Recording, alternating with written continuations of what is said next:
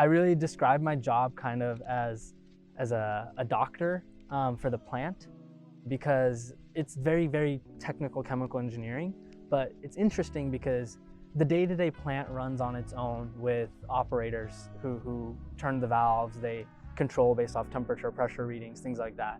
But sometimes when an issue comes up, that's when they'll ask engineers, hey, can you help us figure out like what's going on here? And you have to read those temperature readings, the pressure readings, and almost as if you're a doctor on a human, a doctor for a human body, I'm a doctor for this chemical plant. I have to figure out based on all these readings that I'm getting, these flow meters, inspections of the equipment, I have to figure out what's going wrong and how do we fix it. Hi, my name is Saurabh Harohalli. I am 23 years old. I currently work as a chemical engineering trainee at Covestro, which is a specialty chemicals company based in Germany, but we have sites all over the world. And I work at the Baytown site just outside of Houston.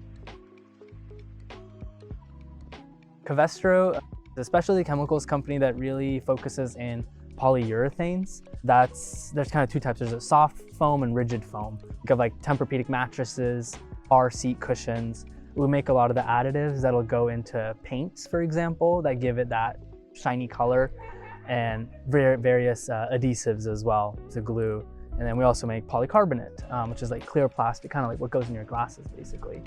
So a wide variety of chemicals there. And they're applied in a variety of different industries as well, from the automobile industry to construction. For example, we'll make like insulation that goes into your housing. I am currently a trainee, so I work in like a couple different roles. The way this company structures a training program, it's 2 one-year rotations. So you spend 1 year doing one job and then another year doing another job. Currently, I am a process engineer in our basic chemicals unit.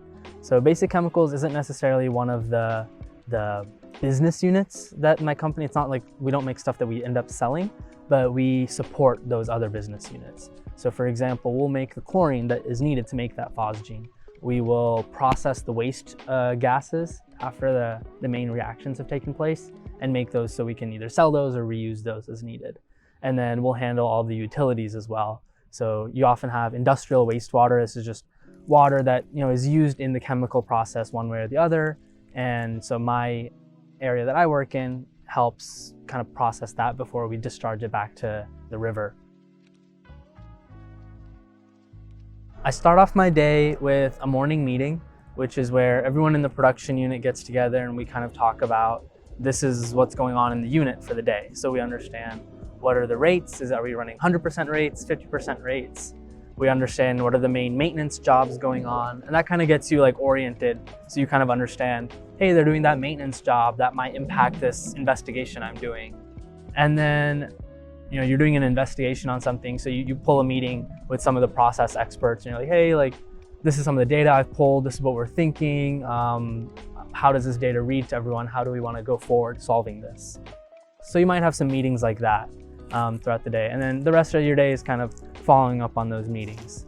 Maybe you're pulling data, you're like, okay, in that meeting we discussed, yeah, this could be a potential solution, but we need to find X, Y, Z to back that up. But we have a proposal of what we think is going wrong, but we need to back it up with evidence. So then the rest of your day might be looking up that evidence, looking up maintenance records for the equipment, looking up temperature, pressure readings. Maybe you have to go into the plant and do a walkthrough and be like, hey, where does this pipe like actually connect, Yeah, it's a lot more office work, and we have a lot of instrumentation that's wired up. So you'll have live readings of what's going on in the plant. And so it's actually a lot of like computer data analytics. You'll have to pull in, like data sets and using your chemical engineering knowledge, maybe apply some different formulas and things like that to figure out what's going on. So you kind of pull data that way.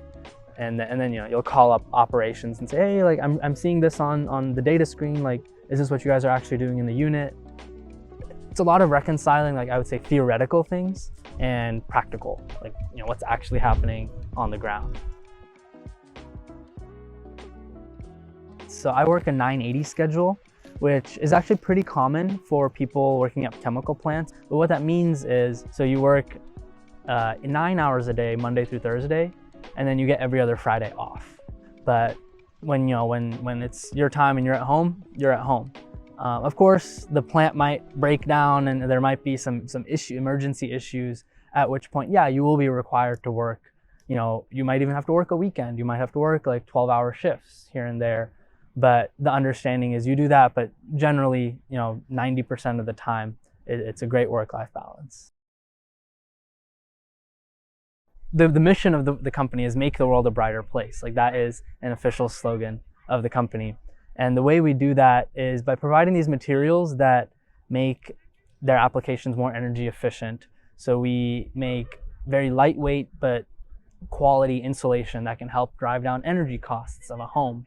And we are working towards becoming fully circular, so we can take, for example, a mattress that might use our products. We can take that mattress and use that as raw material for our process. The company is really trying to focus on how can we make these chemicals in a way that makes the world a better place, whether it's environmentally speaking, whether that's finding a new application for a material that helps ease the strain of someone, or can be used in a new type of technology. So they invest a lot of money in that sort of research and development.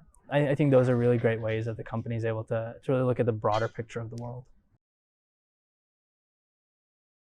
I think one thing that wasn't taught in school that is very, very crucial to any young person's start at the start of your career, to anyone really, is developing a mentor relationship.